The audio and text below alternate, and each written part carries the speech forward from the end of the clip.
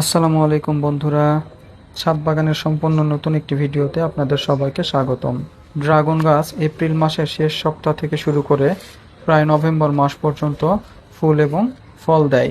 এরপর শুরু হয় নতুন করে চারার জন্য কাটিং কাটা, যেখান থেকে নতুন নতুন জাতের গাছের জন্য কাটিং সংগ্রহ করা হয়। আলহামদুলিল্লাহ, আল্লাহর রহমতে 6 থেকে 7 রকমের নতুন জাতের কাটিং আমার ছাদ বাগানে চারা তৈরি করার জন্য লাগাইছি।